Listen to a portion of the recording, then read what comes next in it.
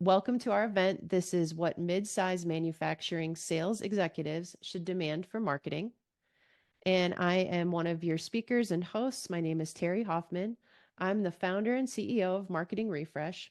Marketing Refresh is a digital marketing agency. This is our 15th year in business, and we specialize in working with B2B industrial brands to help them with revenue growth programs like lead generation, brand awareness, and content programs that help them build their thought leadership. I'd like to introduce the other speaker and pass things over to Ed to introduce himself to you. Go ahead, Ed. Thanks very much, Terry. Great to be with you here today. And I love the topic of this conversation. My background is that I've been in sales, I've been in industrial manufacturing, I've been a sales manager, I've worked with all kinds of sales channel and direct sales. And now I work as a solo consultant with mid-sized industrial manufacturers to help them think about ways that they can take the best practices of systems thinking and process engineering, continuous improvement that help them so much in operations and manufacturing, and apply those to revenue growth from strategy and board operations through marketing and sales to the customer experience and the technology that they use. So this topic really sits at the intersection of a lot of that stuff, and that's why I'm so excited about it. Well, great. Let's dive in then, and I'm going to just hit on the high points of our agenda that we'll be covering today. So we're going to talk about buyer expectations and how those are evolving, especially in the B2B space. We're going to talk about the B2B buying experience. We're going to talk about some things that may be missing from your current sales and marketing programs. And we're going to then talk about sales enablement. And that's really the term that is used to represent the connective tissue between your sales and marketing organizations. And then finally, we're going to end by having some time for questions and answers and next steps at the end, in case you're interested in diving into how this can impact your company a bit further after the session. So to start, I want to cover some B2B buyer metrics. So as you look these over, you may be thinking to yourself, these sound like consumer buying metrics, and they're not. These are from studies that were specifically done about the B2B buying process. So I'm going to start just by pointing out each one that we've got here. Up to 70% of B2B buyers are through buying research before they ever contact your sales department and your sales team. Another one that's really important is 9 out of 10 B2B buyers say that online content has a moderate to major impact on their purchasing decision. Another one from a different source is 67% of the buyer's journey is now done digitally. And probably one of the most impactful at the end, it's not necessarily a buyer metric, but it connects this buying process to your sales reps. 40% of sales reps are missing their quota, and 40% of deals are ending in no decision. So this is great data, and it may be kind of having some question marks in your mind emerge at this point, and we are going to be addressing those question marks. But I want to transition by having Ed talk about decision making from on the B2B side. So Ed, please jump in here. Yeah, and those are great stats. And some others that didn't make that list that I often hear about, 95% of B2B buying starts with an internet search. And I think 15% of B2B buyers are comfortable spending over 6 figures with e-commerce. So we're in this situation where the marketing experience, the sales experience creates all of this overlap, and it's really complex. When we think about how the decision-making process is changing, there's a few things that you call out here on the slide that are really important. First of all, buying teams. We still use the term decision maker, and technically there is somebody that ultimately can allocate money in the budget, but increasingly decisions are made by committees. Decisions are made by consensus. And so if the typical buying team for a complex B2B sale has something like 10 to 15 people in it, and only a few of those people are kind of the participants as far as the salesperson is concerned, that creates a real challenge. In many cases, any of them can say no, and they all have to say yes. We find that the buying journey bounces back and forth between the areas that we used to consider marketing and the areas that we used to consider sales. We used to have this linear sort of relationship that I think we'll talk about later, where marketing would create leads and throw them over a wall to sales. But now somebody hits your website and they don't care whether when they go into the chat, they're talking with a salesperson or a marketing person. They want the experience to answer the questions they have, get them the information they need at that time, wherever they are. These tie into the fact that there's a ton of indecision. People get excited about the opportunity early on. It's so easy to do research. It's so easy to find information. They get pumped up thinking about how they can improve their business. And then reality sets in and they start to get worried and say, oh man, I've got too much on my plate already. This is going to be another project. Not all my people may like it. Some may resist it. There's a lot of hesitancy that grows. The Jolt Effect is a great book that talks about this, written by the same folks that wrote the Challenger Sale. And it highlights the challenge that we have in complex sales when people, we transition from the FOMO, the fear of missing out, to the FOMO, the fear of messing up, as they call it. And that's a critical point to understand where marketing and sales have to come together to help support that. And then the thing that may get people to just drop off this live stream right now, I hope not, but the reality is that for manufacturers who see the world through the prism or the lens of their product, that's backwards. Nobody cares about what you sell. They care about the outcome that it creates for them. They care about how it changes their business. They don't care about what you sell or any of the features or anything like that. I think we've got a great graphic coming up that Terry, you're going to take people through that will illustrate how buyers bounce back and forth from marketing to sales. Right. So this was a great source put together by Gartner. And, those of us who are in this B2B sales and marketing space call this the long, hard slog. And it really does illustrate what a B2B buyer goes through, right? So we like to think of this in terms of these 4 steps that are in the darker navy rectangles. We identify a problem, we start to explore a solution, we build requirements, and then we select a supplier. If only it were that simple, right? Because there are buying teams and multiple pain points and needs involved and different levels of the within the organization who are involved in this decision making process, it takes many more twists and turns and doesn't necessarily follow that linear process that we would like to believe or have previously thought that it follows. So I've circled some of or put rectangles around some of these areas that I think represent where marketing can get involved. So you can see, just as a few examples, once somebody starts to do some online research, they're looking for a white paper and downloading that from a website. They're doing different types of web searches. They might visit a website of a supplier who might have some information about a product or a service that could help them meet their need. They're having discussions on LinkedIn, and this one even can cross over between the sales and marketing traditional roles, because there could be a BDR who you have who's active on LinkedIn that may be fielding questions from their individual profile.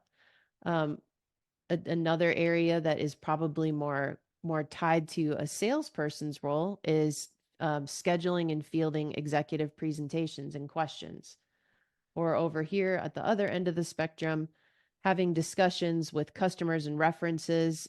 There could be a need from the marketing team to put together case studies or customer testimonial video reviews at that point. So hopefully you can see that there is not really a linear process that B2B buying teams are following these days. They're getting to a certain point, circling back around, gathering more information. And Ed, I'd like to see if you have any thoughts to add to this too, but it starts to feel chaotic when you're on the buying team, right? Yeah, completely chaotic and even more perplexing for the salesperson who, has been taught they need to find a decision maker who often is kind of the project lead. And they realize that that person often doesn't know what the rest of the team is thinking or where they are in their buying journey or what the competing projects are or any of the other kind of stuff. And I think what's really interesting about this graphic is that the rightmost block, the supplier selection or vendor selection, is what I think most companies think of as a buying journey. They kind of say, okay, these people have decided they're going to do something. Now they're trying to figure out if they want to do it with us or with somebody else. The buying journey begins so much before that. There's awareness, there's pre-awareness, there's just trying to identify and understand the problem they have. And often that's an opportunity for sales and marketing. If they can help a company really define their problem and quantify it and understand it, they put themselves in so much stronger position later on when it comes time for vendor selection, and they can participate in discussions about whether to allocate capital and all the steps along the way. Right. Yep. So we're going to move on and talk about how this impacts the suppliers and the people who are the potential sellers of a product who are out there looking for prospects and ways to engage people into their buying journey. So here's what can be often frustrating to a buyer.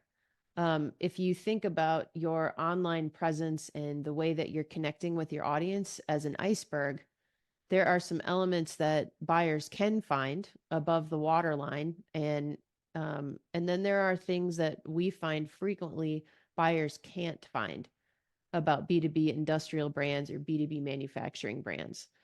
So it's important that you make it easy for buyers to find content that conveys the credibility of your offering, your team, your brand, your company, your history, content that shows you're actively involved in your industry and that you're following trends and you're keeping up with the things that are the latest and greatest pain points and areas of concern for your customers and prospects.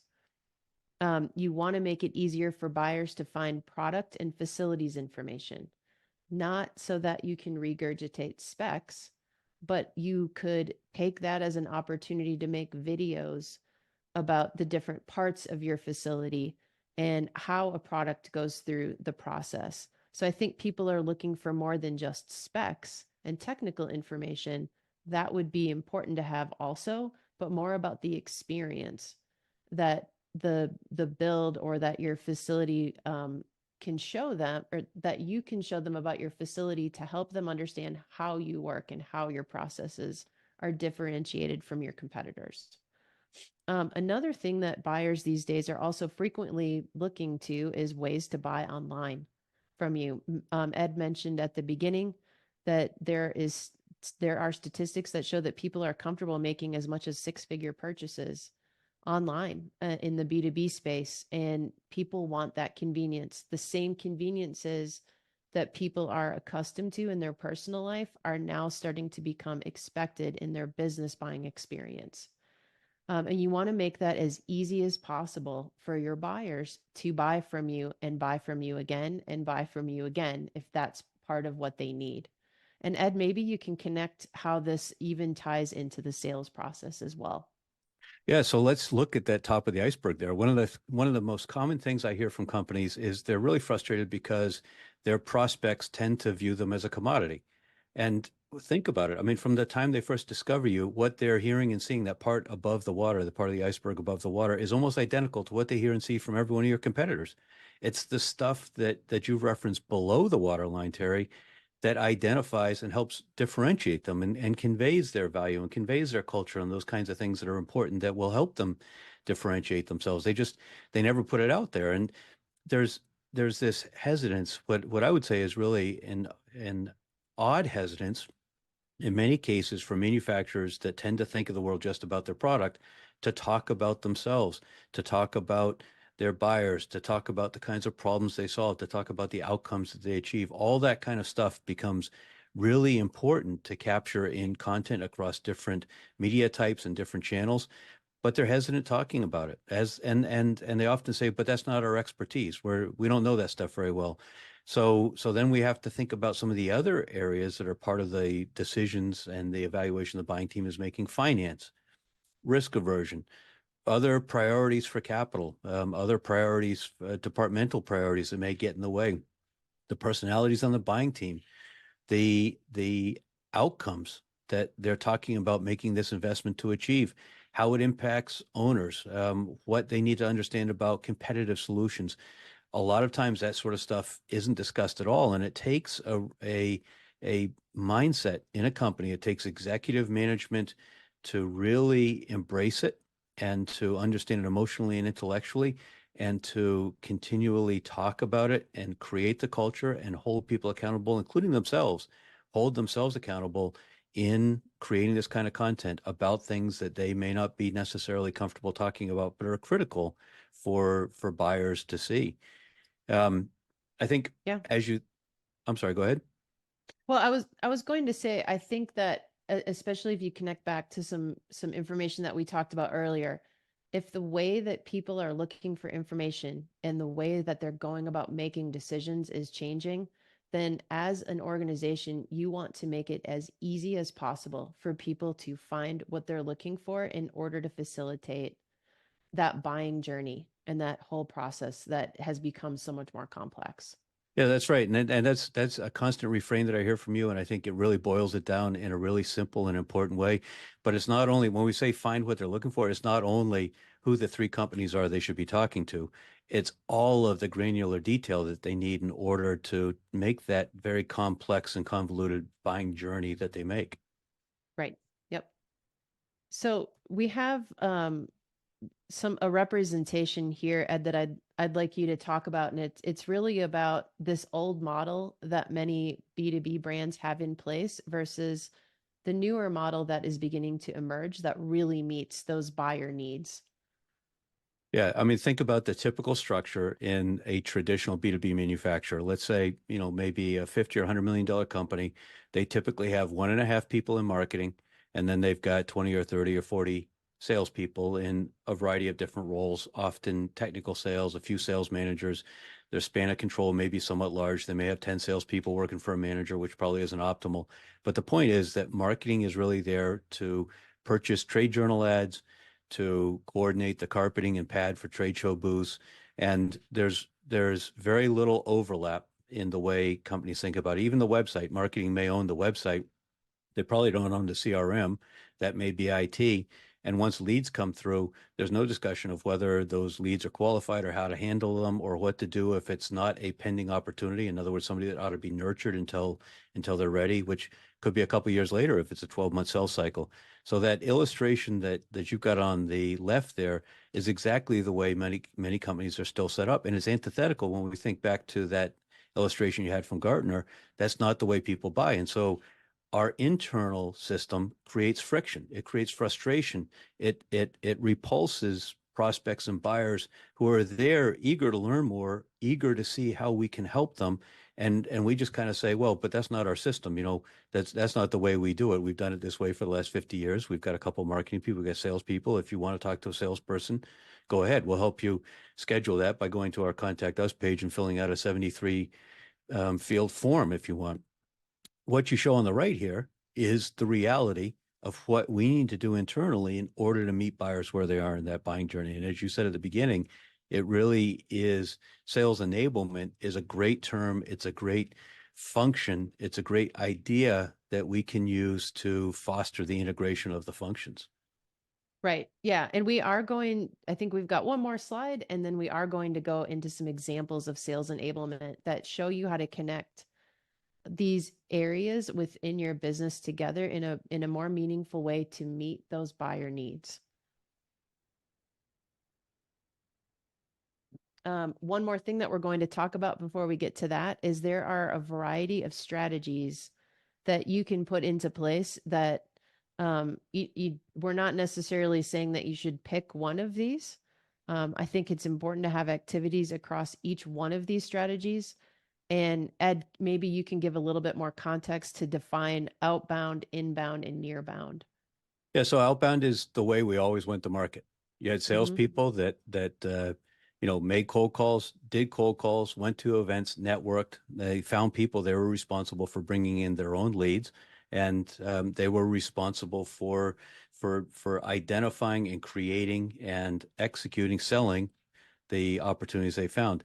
Inbound came along as everyone got excited about the internet and started thinking, well, geez, maybe this does away with distribution, for instance. Maybe this means that we can not be hounding people on the phone or by email, but rather stand by and wait for them to raise their hand. If we do SEO really well, if we're on social media, if we make it easy for people to find us, they'll find us. They'll say, well, maybe these people have a way that they can help us, and they'll raise their hand. They'll submit a form or they'll call us, whatever the case may be. What we know is that both of those are of diminishing effectiveness. They're both still critically important. We got to do both.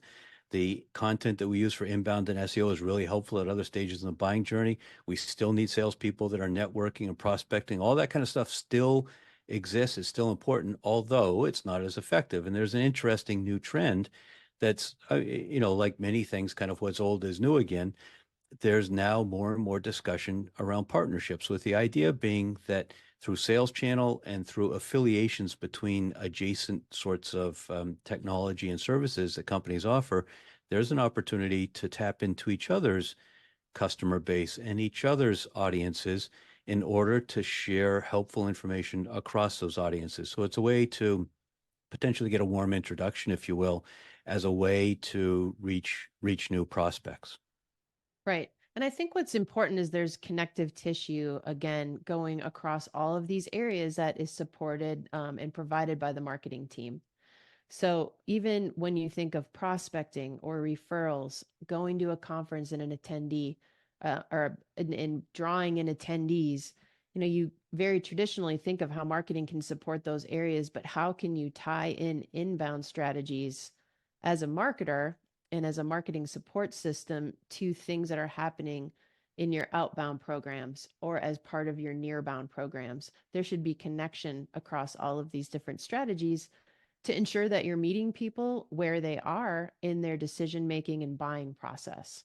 And if I can interject, I'd say also to Yeah. make sure that your internal systems are appropriate. One of the things that I see happen too frequently is that inbound marketing that's done well will generate a lot of what we may call leads, but they're leads in a different sense than the leads that salespeople used to receive. They may not have an active project with budget for next year and a buying team established and technical specs developed. Instead, what they may say is, geez, I've got this problem and I'm not quite sure what's going on. And so marketing needs to make sure that sales understands what they mean by a lead, so that when they reach out to somebody, it's not, hey, what's your budget? Are you ready to place this purchase order in the next 6 months? But rather, you've got some frustrations. You're trying to figure this out. Talk to me about it. And we've got a lot of resources. We've talked to a lot of companies. Maybe I can send you some additional information or share some insights that you'd find helpful. Very different kind of conversation, but management, of course, has to understand that sales is going to have conversations that don't lead directly in the next couple of weeks to a qualified opportunity. There's a lot of development work they have to do, and marketing and sales have to collaborate on that. Yeah, that's a great point. And I think a really nice segue to our slide about sales enablement. So there may be some people listening who haven't heard that term before. So I wanted to make sure we start by defining it. And I'm using a definition that's been provided by HubSpot. And sales enablement is the iterative process of marketing providing the sales team with the resources they need to close more deals, right? So there can be a multitude of sales enablement tools or functions that the marketing team provides. And we're going to go through a list here. And I'm going to start with reporting. So accountability is a really big topic that Ed and I have discussed multiple times together. But let's start with reporting. What are some of the reporting items that marketing teams can be providing to the sales organization to ensure accountability and show that things are kind of moving in the right direction? Ed? Yeah, so let's think about the way production runs. You know what your target rate is for maximum number of defects. You've got it well documented. You've got a system in place. You track it. As soon as there's a variation, you dig in. You may stop the line. You may Kaizen it. You may figure out how to overcome it, whether it's different lighting or new fixtures or the quality of incoming material, whatever the case may be. Our reporting on marketing and sales ought to be set up the same way. And instead, so often what I hear is, oh, we went to a trade show. How many leads did you get? Oh, probably about 300. How many of them were qualified? How many meetings have been set up? How have you provided feedback to marketing on what's going on? What's the pipeline value of qualified opportunities that have come out of it? We ought to have basic KPIs across marketing and sales that everyone understands are important. Some will be predictive. Some will be more kind of just looking back or vanity metrics. That's okay. We're going to figure out a place to start. We're going to report things consistently. I know that's an emphasis that you have in your agency, Terry, where you work with DataBox to really refine the reporting that people are seeing consistently. We do. And also helping companies with our partnership with DataBox, we can help our clients see how they benchmark against others who are in their industry and in the same size of a company. So there's huge value in that. Let's move on to content. I know content is something that both of us feel very passionate about, and there are so many different types of content. But here, I think the main thing that I would want to convey in this session is content is really about a mindset, and it needs to become part of the company culture, and it needs to involve more people from the organization than just the sales and marketing team. And I would love for you to talk more about that, Ed, because I know you feel really passionately about this. Yeah, absolutely. I Yeah. would argue that a typical mid-sized industrial manufacturer ought to set up their own media publishing operation. Now, it doesn't have to be as a separate company, and it may not be big and elaborate with a television studio, but they have to have that mindset. Marcus Sheridan has talked about this for years with his they ask you, we answer kind of approach to it. Your point about executive sponsorship is absolutely critical, and the point about accountability is important as well. It bleeds into this. When you say I expect the subject matter experts, the field technical service people, for instance, to participate in this. Sure, you need to account for the fact some may not be comfortable being on camera. Some may embrace it. Some may not be comfortable sitting down and writing 1,500 words. However, everyone ought to be comfortable, at the very least, getting together on an internal Zoom meeting, having a conversation for a half an hour, answering questions about what's going on, letting that be transcribed, and then handing it off to a journalist to do additional research and codify that into an article. That shouldn't be that shouldn't be a challenge. If you think about it, content isn't new. We all used to read the newspaper. That's content. Now we look at websites, we look at online news, we listen to podcasts, we watch videos on YouTube. All of that is content. So there isn't some kind of a mystery about this. Content is the information that we consume. Sometimes it's for entertainment, sometimes it's for hobbies, and sometimes it's for business. But that business information in a variety of different formats is what we're talking about as content. And as you saw, again, going back to that Gartner drawing, content is a tool that has an important role at every stage throughout that very long buying journey. Hmm. Right. And I think the responsibility of the marketing team, agency, department when it comes to content is knowing the channels that people in their buying audience are accessing, and understanding formats that are the most effective, frequency that's the most effective, content types that will be the most effective.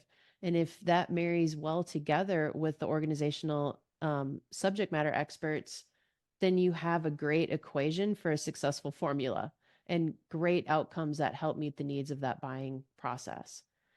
The next three I'm going to group together because I think there is a lot of overlap. But things like intent data, a CRM platform, marketing and sales automation. There's one platform that Ed and I are very familiar with that can really help in all three of those areas, and that's called HubSpot.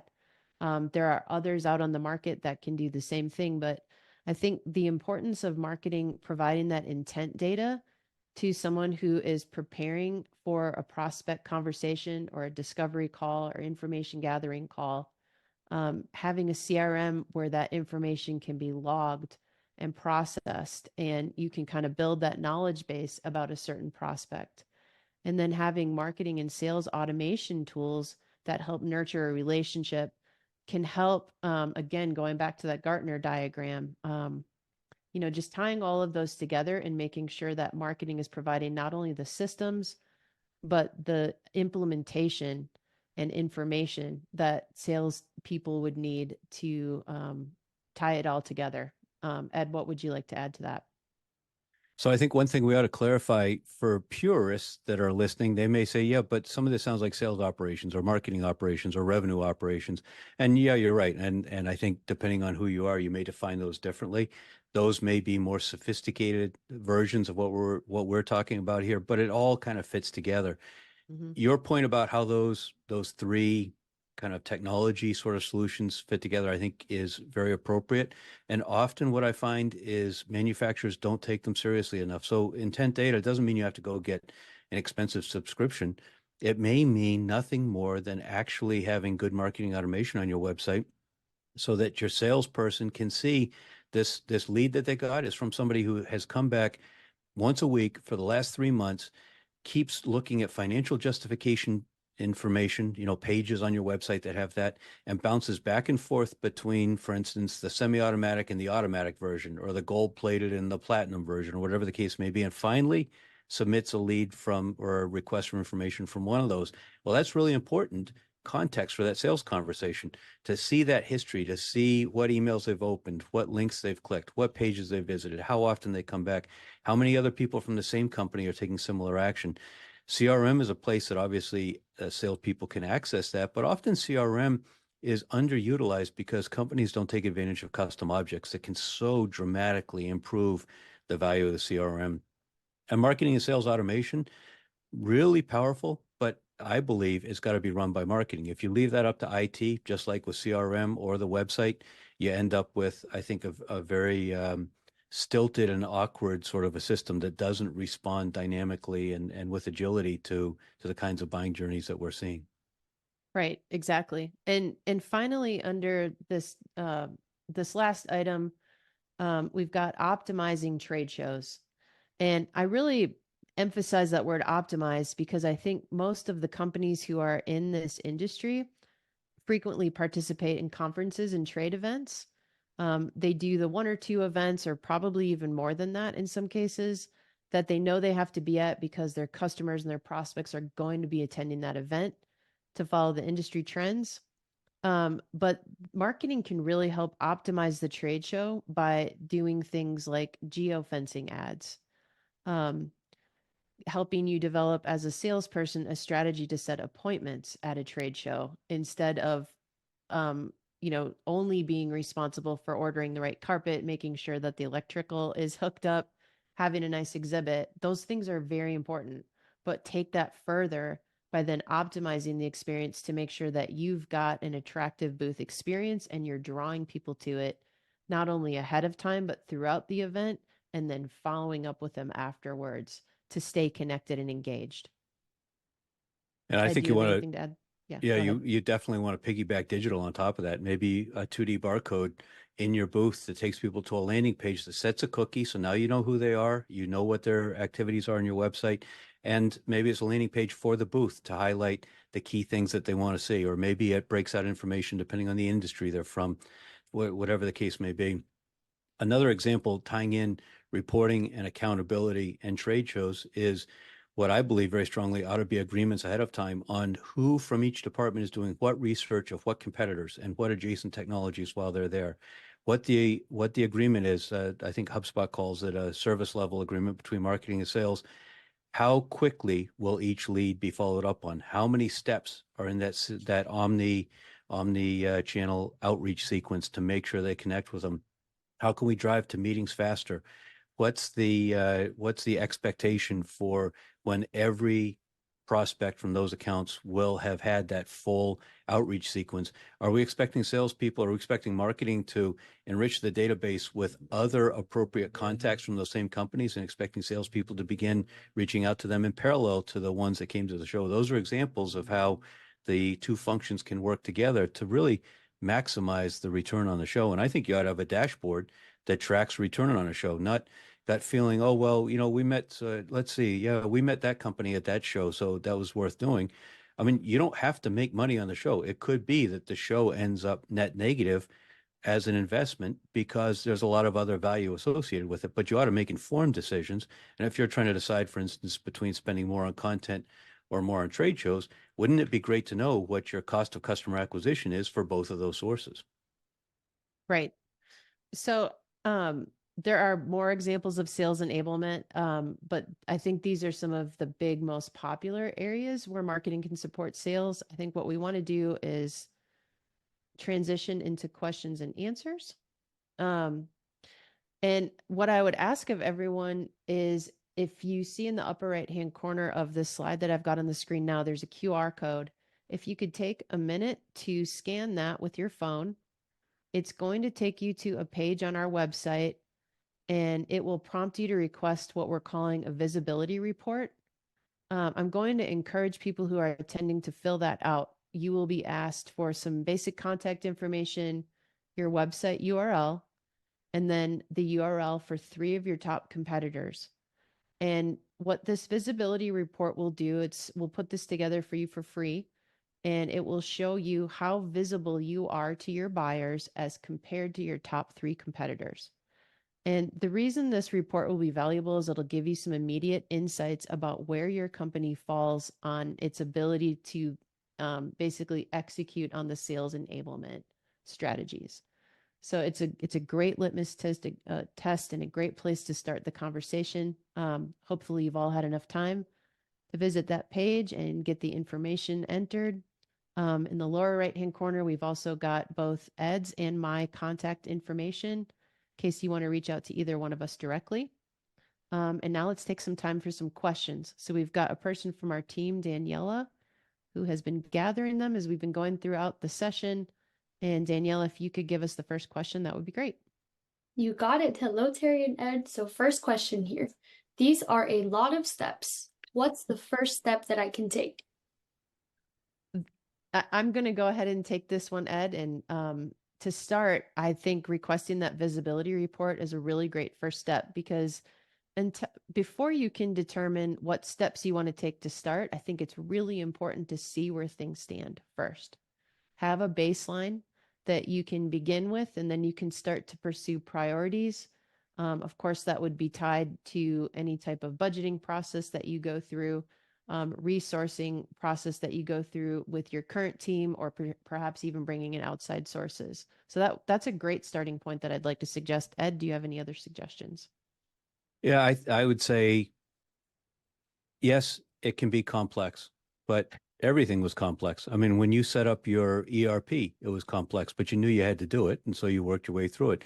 When you change payroll services, it's complex, and yeah, there's a lot of things. I mean, when we set up a LinkedIn Live, it's complex, and there's things that can go wrong, but you got to do it. And once you get into it, then you can start to set some priorities. I'd also recommend that we have to understand while we're talking about improving the marketing, in many cases, we also have to improve the sales because if 40% of reps are chronically missing quota, that's a problem. And so part of what you get when you go to check out the visibility report is also an opportunity. I can share with you a free sample evaluation of a salesperson. It's like an MRI, so you can see how you can work with people and help them improve as well.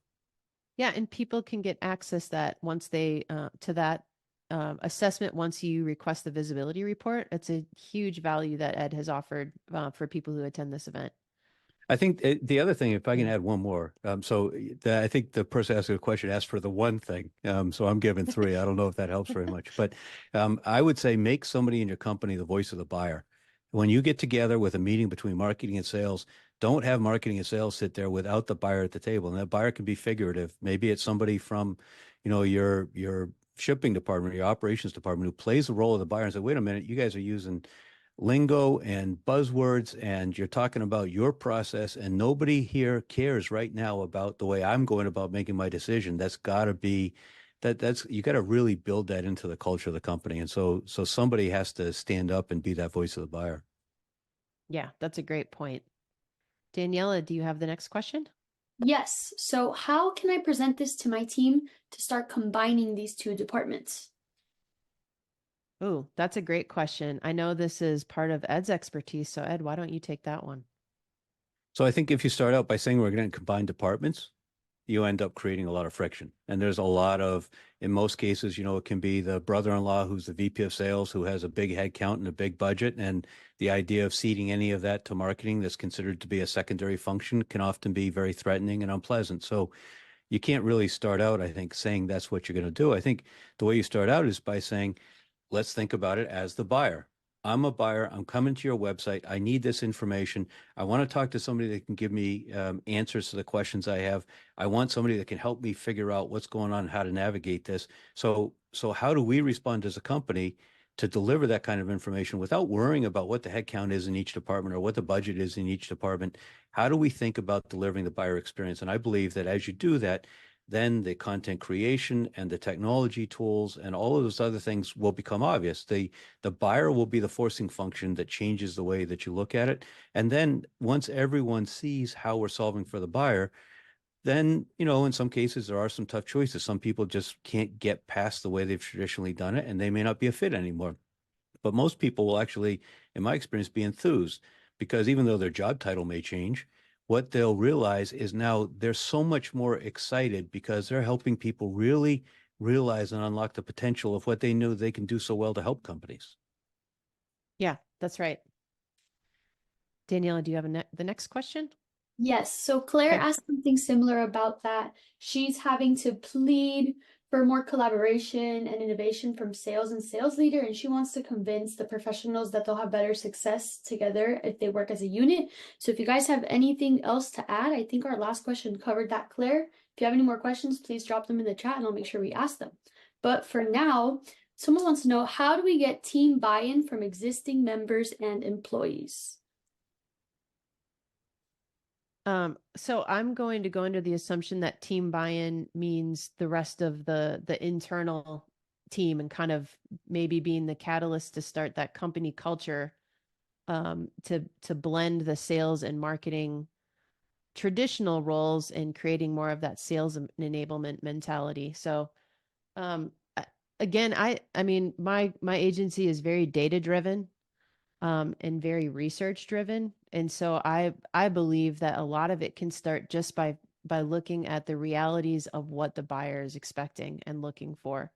And so this really ties back to Ed's answer from the previous question. But when you're building and designing a product to sell, what the buyer needs in that product and the solution, is typically at the core, driving that. And so when it comes to your sales and marketing organization, I think that is what I find to be the missing component, is how are you tying what the buyer needs into the way that you're selling it and bringing it to the market. So again, start with some data that represents what the buyer is needing that may be missing from what you're providing to them now in the sales and marketing efforts, and use that to basically start the conversation. And it could take some time to change that culture. I think, there's a video that I love. It's called First Follower. And sometimes if you're that first person, you just need that second person to buy in, and then you need that third person. And so, there are, of course, different mindsets and strategies that you can use to get people involved. But I always believe starting with the data and starting with research that represents what your buyer needs is the best place to start. Ed? Yeah, you might also think that companies tend to sell the way they buy. And so if your sales team is struggling with the fact that when they reach out, they may find one enthusiastic champion for their project, but they can't get the rest of the buying team.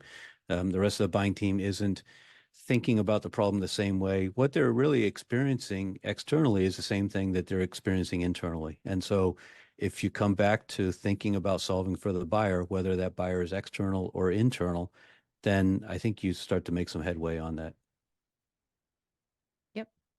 So Danielle, it sounds like that may have been the last question that we're going to field during the session. Is that right? I have a few more if there's Oh, time. If we're at why don't time, we can why cut don't it. we take one more, because we've run over the time so far, but let's take one more. Okay, Yeah. so this one's about budget. How much more budget do I need to allocate for this transition? How much can I expect this to cost me? Well, that's a great question. And I think, there would definitely be some budgeting conversations that either Ed or I would be happy to have one-on-one, because it's going to be, specific to your situation and what your baseline is now. But a general rule of thumb that you can use is that anywhere from 3 to 8% of your revenue can be budgeted for marketing. I think even starting at 1 to 8% can get you from where you might be now to taking some next steps in that direction. One other thing that I would add is, we went through a lot during this session to really kind of, sketch out what an entire sales enablement program would look like. But it's about setting priorities and getting started. And instead of thinking I've got to create the perfect program and the perfect budget and the perfect model, what can I do to just start taking some steps in the right direction and making some progress? And so often there can be, some low hanging fruit or easy places to get started that may not necessarily be as broad as, what this entire presentation may have made it feel like it needs to be, right? I think it's important to find those first steps to reforming a mindset and an approach and a culture within your sales and marketing organization. Ed, please add on, and No, hopefully everyone's noticed by now, Ed and I aren't afraid to disagree with each other as well. But go ahead, Ed, if you have anything to add. I think there's a lot of value to quick wins. It creates Mhm. enthusiasm. It creates optimism. The biggest risk is that the quick wins happen quickly and easily, and then you settle into the grind of making this work over the next 2 or 3 years. And so it almost creates false optimism in some cases, but it's great to prove that, yes, it works. And yes, we're going to get some value from it. Yep, exactly. So if there are more questions, it sounds like that Daniela is not going to have time to ask. This whole event is going to be publicly available on our Marketing Refresh LinkedIn page. There's a comment section, and we can add the remaining questions and answers in the comment section. Anyone who has attended is also going to get a follow-up email, and so we can make sure that everyone else's information gets addressed.